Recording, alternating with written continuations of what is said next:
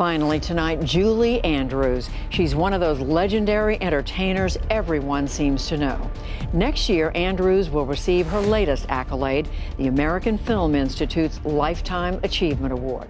Julie Andrews has spent most of the last 3 years completely out of sight. So when she suddenly showed up in May 2026, the internet genuinely lost its mind. But the return itself is only half the story. Because with her return, Julie had so much to say about her best friend, Carol Burnett, exposing over 60 years' worth of secrets. And some of those secrets are not what anyone expected. The Queen shows up again. A lot of people forget just how rare a Julie Andrews sighting has become. I can't imagine anywhere that I would rather be than here beside you tonight, and I'm thrilled to be here, and I love you very, very much, my dear chum.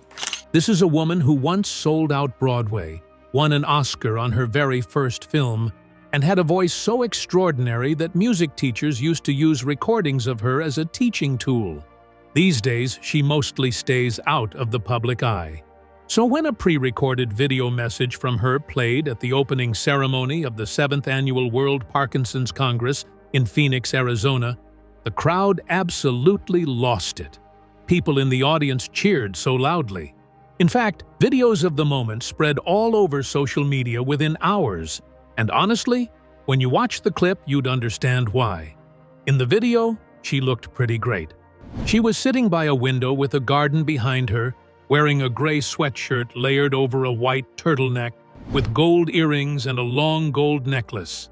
She spoke directly to the camera, saying, "Your participation is invaluable as we seek to find a cure to this terrible disease. I know well how devastating it can be. May we all become a beacon of light to stop it in its tracks. Count me in as a red thread. Thank you." The phrase, red thread, is a reference to the World Parkinson Coalition's Red Thread Project, an initiative that connects patients, their families, care partners, and researchers into one global community. Julie was not appearing there because she has Parkinson's disease herself, but because she cares and she knows how devastating the disease can be, and also because when she chooses to show up for something, people listen. Interestingly, the last time the world had seen Julie publicly before this was back in 2023, at the 90th birthday celebration of her best friend in the world, Carol Burnett. She came out of her low profile specifically to honor Carol. And now, in 2026, she has come out again for a cause close to her heart. 2 public appearances in 3 years, and both of them for deeply personal reasons, not a movie premiere or some talk show appearance. Honestly, that tells you everything you need to know about who Julie is. And since Carol is one of the only reasons why Julie actually showed her face after so many years, it's obvious that they must have quite the friendship. But that friendship started in the most unconventional of ways, back in 1961. The blind date they both wanted to skip. In 1961, Julie was the hottest thing on Broadway. She was playing Queen Guinevere in Camelot, getting standing ovations every single night, and was already being talked about as one of the great musical theater voices of her generation. Carol, meanwhile, was playing Princess Winifred in Once Upon a Mattress, and was a regular on The Gary Moore Show, quickly building a devoted television following. A mutual contact, an agent who knew both of them, had an idea. He kept telling people that these 2 women needed to meet because there was something similar about them. Something he could not quite put into words, but was absolutely certain about. So a dinner was arranged, the kind of informal setup that people in show business do all the time and usually regret. And the funny thing about this arrangement, that neither woman spoke about at the time, was that they both kind of dreaded it.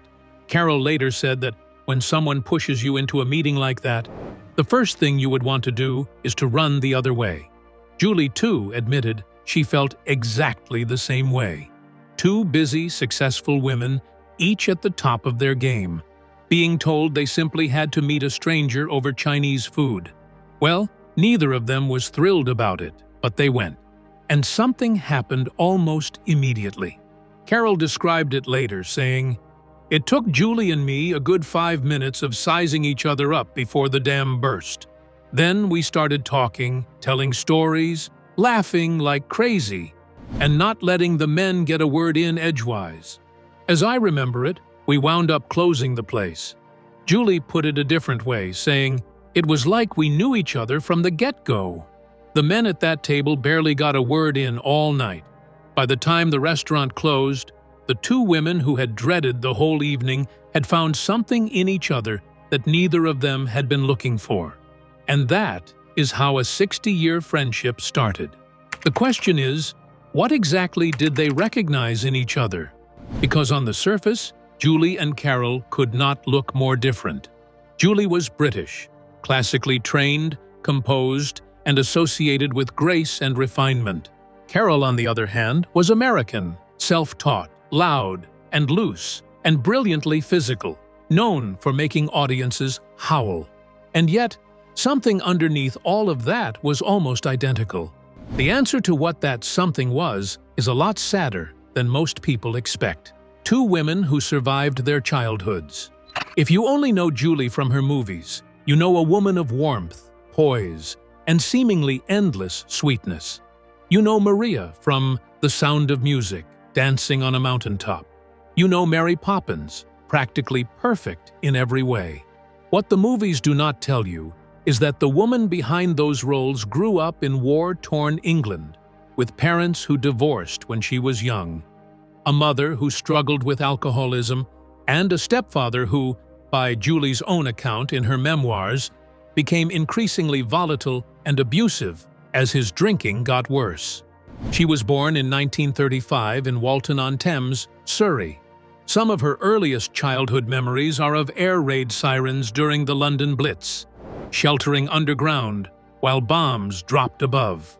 Her parents separated, and her mother eventually remarried a Canadian tenor named Ted Andrews, who became Julie's stepfather. He is also the person who first noticed that the little girl standing on a beer crate to reach a microphone had a genuinely astonishing voice, a voice that spanned 4 full octaves even as a child. He got her trained by enrolling her in the Cone Ripman School and connected her with Madame Lillian Stiles Allen, a concert soprano and voice instructor whom Julie later described as having had an enormous influence on her, almost like a mother figure. But at home, life was not easy. In her memoir, Julie described Ted as going on all-night drinking sessions that made the household tense and unpredictable. By the time she was a teenager, Julie was not just performing for fun. She was the main breadwinner for her entire family. She toured England on her own, going round and round the circuit, paying the mortgage on the family home while still in her mid-teens. She was financially supporting adults who should have been supporting her. Carol Burnett's story runs almost parallel. She was born in San Antonio, Texas in 1933 to parents who both suffered from acute alcoholism. She was essentially raised by her grandmother, Nanny, who moved the two of them to Hollywood, where they lived in a boarding house. In her own memoir, One More Time, Carol described a childhood that was financially desperate and emotionally complicated. Her grandmother was eccentric and loving. Her mother was beautiful and talented, but unable to care for her. Her father, whom she loved, was consumed by his illness and ended his days in a public sanatorium. Carol survived all of it by making people laugh. She found that when she got a room full of people laughing, something in her relaxed. At Hollywood High School, at UCLA, in her early television appearances, laughter was what really held her together. So when Julie sat across a restaurant table from Carol in 1961, she was not looking at a stranger, but at someone who had also used talent as a ladder out of a difficult situation, who had been performing since childhood, and who had also learned that humor could carry you through almost anything. Julie would later say it plainly that Carol transcended a very tough childhood by finding the gift of laughter, and she used that phenomenal gift of comedy to save herself and to make all of us much happier. Carnegie Hall, a blizzard, and the birth of a tradition. Once Julie and Carol became friends, It did not take long for everyone around them to realize that putting these two together in front of an audience was going to be something special. In 1962, just a year after that dinner, they taped their first television special together, Julie and Carol at Carnegie Hall. Carol recalled that a blizzard blanketed New York City the night they taped it, and she took it as a good omen. And she was right. The special earned spectacular ratings and won Emmy Awards. It was funny, musical, surprising, and loose in all the best ways. Audiences saw something that felt genuinely rare, and that was two women who were not faking a friendship for the camera, but actually having the time of their lives together in front of one. A decade later, in 1971, they did it again with a special at Lincoln Center, and in 1989, they reunited for Together Again. Julie once described the rhythm of their collaborative life like this: about every 10 years, we managed to get a special made together. At first it was like, who are you dating? Then it was about parent-teacher conferences. And you can tell a whole lot from that statement Julie made. These women, though professional collaborators, were also very good friends, going through the phases that every person goes through, like early career chaos, relationships, children, and the strange experience of getting older while being famous. They just happened to document some of those phases in front of millions of people. And speaking of children, at some point along the way, Julie named Carol the godmother of her daughter Emma, which obviously was not a show business gesture. You do not pick your child's godparent based on a TV special. You pick someone you genuinely believe will be there for your family. Carol has been exactly that.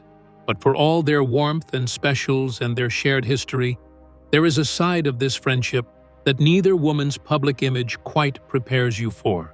The real Julie Andrews. According to Carol Burnett, there is something Carol said about Julie that most people have never heard, and it might just change the way you see both of them forever. Carol said, "Not only is my chum such a great actress, such a great singer, such a beautiful person and all, she is also very bawdy. Very bawdy." That is Carol Burnett describing the woman the world knows as the wholesome, practically perfect nanny who sang Do-Re-Mi and Supercalifragilisticexpialidocious. And Julie does not deny it, not even slightly. She has said publicly more than once that Carol brings out the worst in me, the most bawdy in me. I do not know why, but she does, and we laugh a lot. In other interviews, she has described herself as the bad girl when the two of them are together, while Carol is the quiet one. This is quite funny if you think about it, because how could the woman who spent decades doing wild physical comedy on The Carol Burnett Show be the quiet, sensible one? And Julie, the one bringing the chaos. That is genuinely one of the funniest dynamics in Hollywood history. And there are the limericks, too. You see, when Julie was filming The Sound of Music in Austria in 1964, she kept in touch with Carol the way good friends do. She sent letters, very specific kinds of letters. Carol revealed, decades later, that Julie used to send her dirty limericks from the set. And that is not all. Julie also wrote a full parody of the song My Favorite Things, with lyrics she apparently made specifically for Carol. Carol, who has heard and told more jokes than almost anyone alive, said the parody was quite brilliant, and that she wished she could remember it well enough to repeat it, but was not sure she could tell it in polite company anyway. This is the version of their friendship that Julie recently put into words when she said that Carol brings out the worst in her. As you have seen, she did not mean that negatively. She meant that around Carol, she did not have to be prim and proper, and she did not have to be Mary Poppins. She can just be herself, which apparently involves a lot of bawdy humor and limericks that cannot be repeated on a podcast. The night they nearly scandalized the president's wife.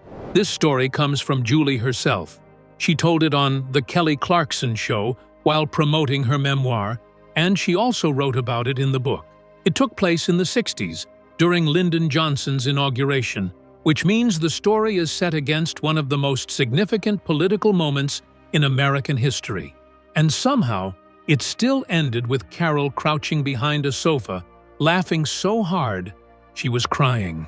Julie and Carol were both attending a benefit event at a hotel. They were waiting in the lobby for their mutual friend Mike Nichols, the legendary director, to arrive. The hotel was packed with guests connected to the inauguration, including, as it turned out, quite a few Secret Service agents. The two women found a sofa directly in front of the elevator bank and sat down to wait for Nichols. Mike Nichols was one of the most celebrated directors in the business. He had directed Julie in the original Broadway production of My Fair Lady years earlier and was a close friend to both women. He was supposed to be walking through those elevator doors any minute, and then they got bored. And when Julie and Carol get bored together in a hotel lobby, apparently things go sideways fast. One of them, and Julie says she genuinely cannot remember which one, had the idea that when the elevator opened and Mike Nichols stepped out, they should be kissing. Not a romantic kiss, just a ridiculous, theatrical, absurd embrace designed purely to shock their friend and make him laugh. So they went with it. They settled into position, ready for the elevator to open. The elevator opened, but there was no Mike Nichols, only some Secret Service agents. But they kept their pose anyway. The elevator opened again to reveal more people, but Nichols still wasn't among them. Still, they kept going. At some point, a woman stepped out of the elevator, walked down the hall, then turned around and walked back. She leaned over the back of the sofa to look at the two women who were sitting there in this ridiculous position. And she said, "Excuse me, are you Carol Burnett?" Carol, without missing a beat, said, "Yes, and this here is Mary Poppins." Carol later told Julie she believed that woman was Lady Bird Johnson. Julie, retelling the story, confirmed, "Absolutely true story. She brings out the worst in me." By the time Lady Bird, or whoever the mystery woman was, had approached the sofa, Carol had already dissolved into so much laughter that she had gone around to hide behind the back of the sofa. Both of them had tears running down their faces. And somehow this moment, two of the most famous women in entertainment crouched in a hotel lobby, giggling uncontrollably while possibly being observed by the First Lady of the United States, captures everything about their friendship that their TV specials never quite could. The surgery that changed everything. For all the laughter and the limericks and the Lady Bird story, this friendship has also been tested by the kinds of things that test all real friendships: loss, grief, and pain. And in Julie's case, a loss so specific and so devastating that it is hard to fully understand unless you consider what it would mean to lose the thing you have been best at since you were 9 years old. In 1997, Julie was performing in the Broadway musical Victor/Victoria, a show her late husband Blake Edwards had directed and which she had been doing for 2 years. Her voice had started to show strain. She was experiencing hoarseness, and when she saw doctors, they told her she had a lesion on her vocal cords, sometimes described as a benign nodule, sometimes as a cyst. The recommendation was surgery to remove it.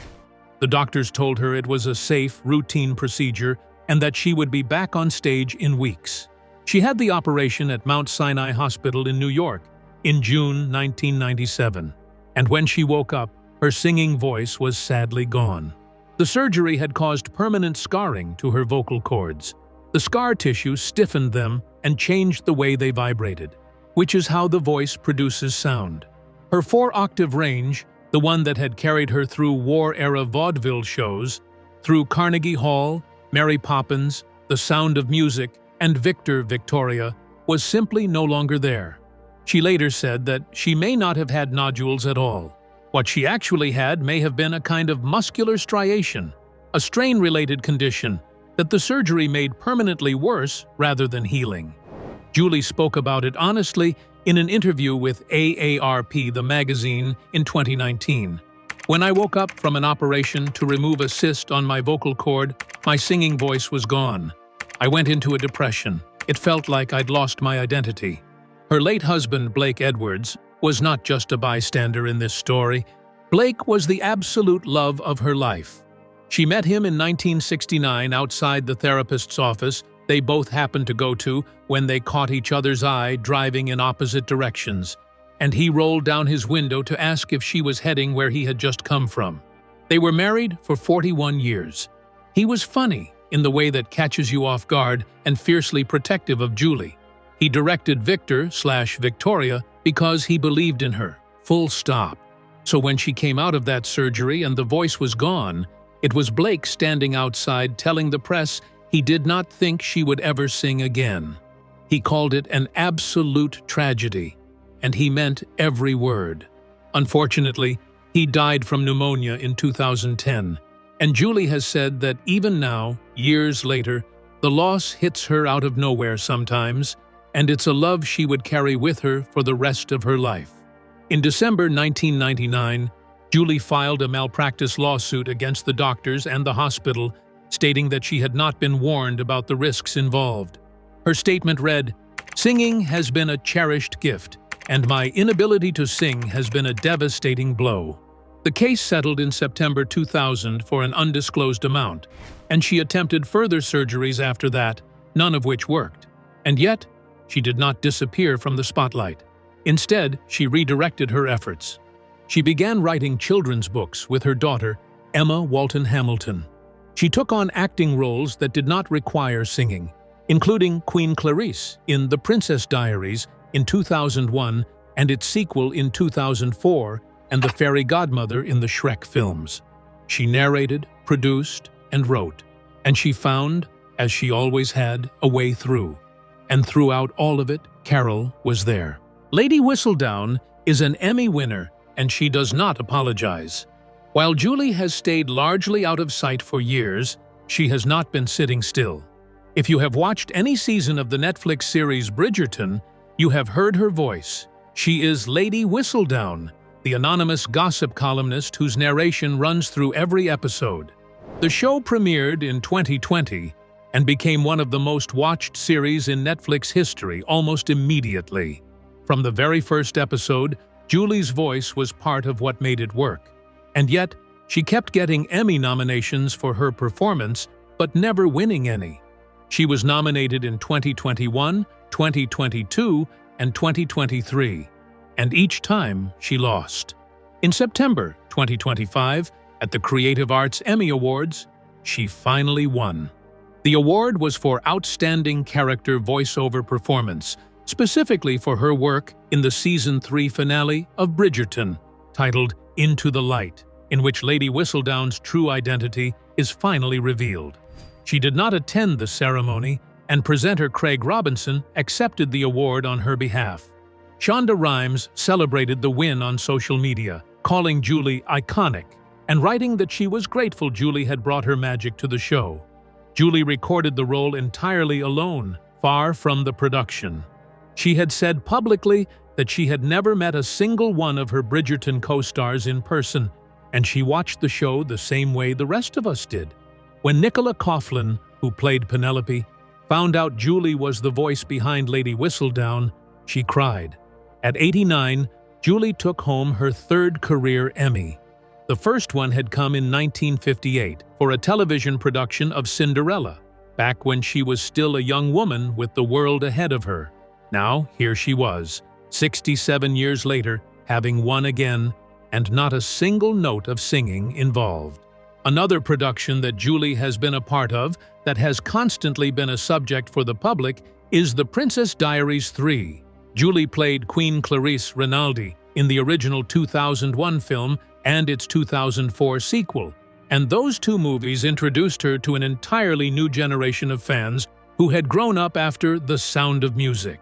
The franchise has a following that is still quite active today, and for years people have been desperately hoping for a third installment.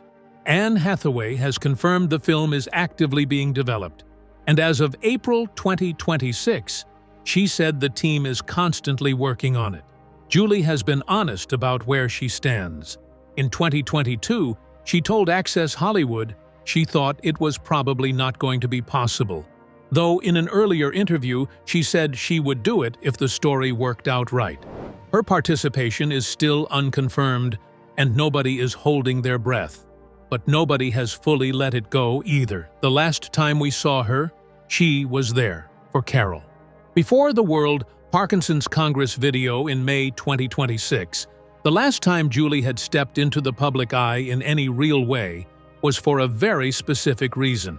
Carol turned 90 on April 26, 2023, and NBC put together a 2-hour special called Carol Burnett, 90 Years of Laughter and Love.